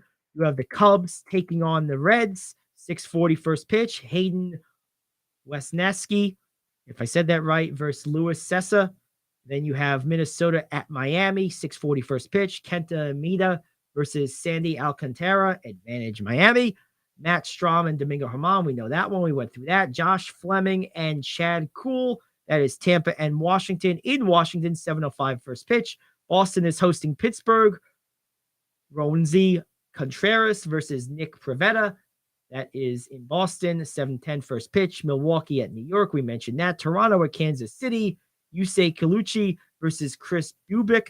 And that game starts at 7:40. Dylan Dodd, Steven Matz, the pitching battery for Atlanta and St. Louis. In St. Louis, Texas hosts Baltimore, 8:05. Undecided Baltimore pitcher against Andrew Heaney. Matt Manning and Framber Valdez go at it for Detroit and Houston, respectively. In Houston, 8:10 first pitch. Seattle hosts Los Angeles Angels, 9:40 first pitch. Jose Suarez versus Luis Castillo. And you have Cleveland going to Oakland. Shane Bieber taking on J.P. Sears. And lastly, you have German Marquez versus Julio Urias for the Dodgers. And, of course, Marquez on the Rockies. That is your schedule in Major League Baseball tonight. And we're going to take a break. When we come back, we will go into news you can use. It's the Gary Ayd Show wrapping up in the next couple minutes here on The Cave. Do you want to save money on your next flight? Then pick up the phone and call. That's right, call. Because the best prices are not online. They're with SmartFares. See, SmartFares has special deals with the airlines. When they have unsold seats, they use SmartFares to fill them. So you get airline tickets at crazy low prices. They have access to great prices and discounts at over 500 different airlines. Plus 300,000 hotels and rental car companies. Their prices are too low to publish online. With the extra money you'll save, you can book another trip or treat yourself to dinner or shopping. So stop searching all of those travel sites to find the lowest price on your next flight. Let one of our SmartFares expert travel agents find the best price for you. Call SmartFares today and get ready to see the world with a fat wallet. 800-370-2460. 800-370-2460. 800-370-2460. That's 800-370-2460. Come on, you watch the news. Be prepared to pay more taxes. Then if you owe back taxes or haven't filed in a few years, get ready. The IRS, the largest collection agency in the world, will be coming after you with the power to collect taxes by any means they want to. Hey, they can freeze your bank account, your passport, even padlock your business. Oh, good times. Look, if the IRS claims you owe them $5,000 or more in back taxes and they're coming after you, don't panic. Call my friends at Get a Tax Lawyer first. Their job is to negotiate with the IRS and save you money. They're experts at it. That's all they do, and you can trust them. In some cases, they have reduced a $50,000 tax bill to less than $1,000. If you owe the IRS $5,000 or more in back taxes, call now for a free consultation. Call 800-649-8617. 800-649-8617. 800-649-8617. That's 800-649-8617. All righty, we're back here on the Gary Ayd Show. Last couple of minutes, we got news you can use. Couple of big things in the news today. Biggest one being on this day in 1974, Hank Aaron tied Babe Ruth with his 714th home run. Also on this day in sports history, Lorenzo Charles beat the buzzer and the Houston Cougars with his putback dunk as time expired to win NC State its national championship. That, of course, 1983. So there you have it. There was reports that Kyrie Irving and Luka Doncic may be shut down by the Mavericks. It is such the wrong attitude. I'm sorry. You're still very much in the thick of the race to make the playoffs. That is just the wrong mentality to permeate through an organization. The idea of let's preserve our guys. Well, first of all, Kyrie, it's not your guys. I believe on an expiring contract. He's a free agent. He's a rental. And second of all, just the mentality and the attitude to just say, oh, let's play it safe versus try to go to maximize what we're about. I don't like that approach. I never have. Miami doesn't think that way. Utah hasn't historically operated that way. I personally think they tried to operate that way this year and were displeasantly surprised. I'll say it that way. That they weren't able to lose more. I think Utah wanted to lose a lot this year and were disappointed that they didn't. In their heart of hearts, the organization I'm talking about, not the players, not the coaches. I'm talking about the organization. They'll never admit that publicly, of course, but I believe that's the case. But they used to operate in the context of let's be the best we can every year. The Miami certainly operates that way. Certain teams, Pittsburgh in the NFL operates this way. Baltimore in the NFL, same thing.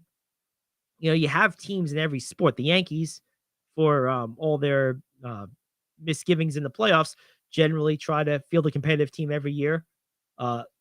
Mostly the Braves have, although they have had periods where they haven't. But a lot of teams seem to be okay with this notion that, hey, the hell with it. Let's just see what happens. And I don't like that. I really don't. But, one other thing I wanted to say about tonight's baseball games. If I'm the Cubs, I'm mad as hell I lost yesterday. I want to come back and beat Cincinnati. Cincinnati stinks. I was listening to the pregame show, and David Ross, the Cubs manager and former catcher on their championship team from 2016, was talking, and he was talking up the Reds and the young players this, young players that, feisty group. He was trying to come up with something to say that sounded good about this roster because he didn't have one name, he didn't have one specific. They were all vague generalities where he was just blah blah blah blah blah blah blah blah blah. You know why? Because this team is blah. And and it's 162. Everyone says it's early, it's 3 games, 4 games. I know that. Been watching baseball a long time. I live today, and then I'll live tomorrow. When I lose, I'm never happy. When I lose to a team that is awful, that doesn't even field a major league roster, doesn't even attempt to fake to want to field a major league roster, I'm sorry, I'm pissed. Not every game is created equal. Not every loss feels the same. And even an early season, regular season loss to a team like Cincinnati would bother the hell out of me. Like, I want to come back the next day and beat the snot out of them. That's an affront to my pride. I feel if I'm on a decent team, and I think the Cubs are going to be pretty decent this year. I think they made a lot of good moves in the right direction. I feel it's an affront to my pride to lose to a team like that. There's probably only a few of these teams in baseball. Cincinnati's one of them. I feel we should never lose to a team like that if we're even a halfway competitive major league club. That's just how I feel. So when it happens, and it invariably does, even the worst teams in baseball get about 60 wins or so every year, right? I'm upset. I just am. So that's just how it is. Let's see. Anything else going on? Reportedly, Odell Beckham Jr. has a contract offer from Baltimore. We know UConn won the NCAA men's tournament last night, so congratulations to the Huskies. Let's see. Anything else? Well, we know yesterday that the UFC and WWE are now one, which is pretty crazy to think about it. That's a lot of it really, my biggest thing is, what does it mean for boxing's future? Basically, the two other quote unquote combat sports have joined forces. What does that mean for boxing? Can boxing eventually get in on the act? I don't know. Just something to look at. So we mentioned the NBA games tonight. NFL draft coming up pretty soon. I have to tell you, there's been very little buzz that has reached me so far about this year's draft. I'm gonna have to go digging for some. I really am. But because there's not much going on. Wiggins is nearing a return to the Warriors. It is being reported that his father, Mitchell, was an NBA player for 7 years, has been dealing with a serious illness. That's why Wiggins has been away. That's good. I'm happy he took care of his dad. I will say probably was just as well for the Warriors. They love their load management stuff anyway, so it was probably a convenient reason to get to do that. But obviously the right thing to do for Wiggins to take care of his father. There's no question about it. But let's just be real. Most vocations do not allow you the luxury of taking 2 months off to take care of anything, right? Short of giving birth. I don't know. I've been happy for James Wiseman in Detroit. I know Detroit's awful, but he's finally got a chance to really play, and he's played well there. He's averaged a good amount of points. I haven't kept track of the exact statistics, but I've seen him have a number of pretty big games, double-doubles. I think he's finally in a position where he can actually be utilized and begin to understand where he fits in the NBA. So we'll see how it goes from there. And hey, that's about it. Good stuff. We'll see you tomorrow. Good job by Jake Cross and Michael Zimberry, our OC Smash Players of the Week. You will hear those interviews on demand in the Cave Talk Radio app. So just download that if you haven't already. It's in the podcast section of the app. Enjoy those. Those will be available till the weekend. And we will see you tomorrow, 10 to noon, the Gary Ayd Show here on The Cave.